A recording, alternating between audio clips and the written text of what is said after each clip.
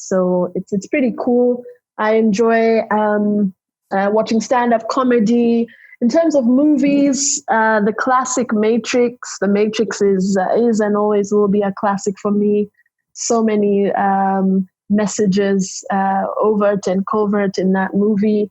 You can still watch it again today and learn something new.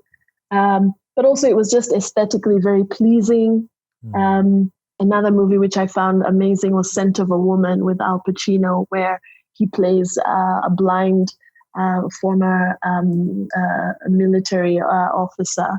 And I think his acting was just remarkable. I think he won the Oscar for that, actually. Was it the one where there's a scene close to the end where he stands up for a boy in a boys' school and he gives this speech?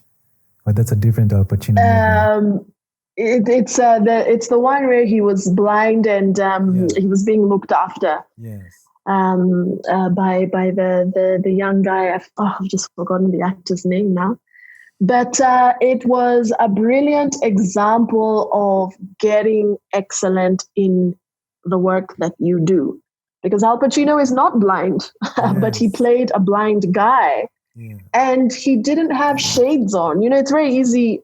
I imagine it would be easier to play a blind man if you had shades on.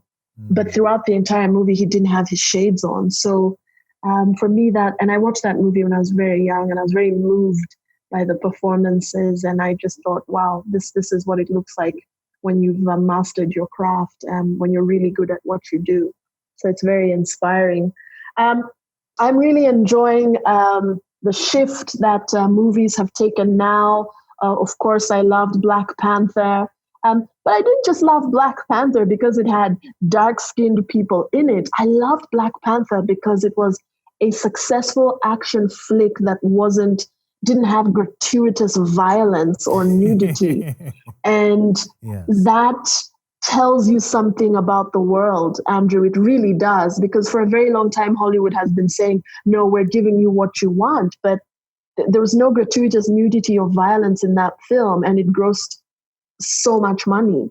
So that tells you something about what people want. People just want a good movie. You don't have to throw in a naked woman in there or some, gory murder scene to get people's attention. In coaching, we say to people, be very careful what you're watching and what you're reading, because that will influence your beliefs about the world. So you want to keep it healthy. So those are some examples of movies that I really love. There's so many more I could mention.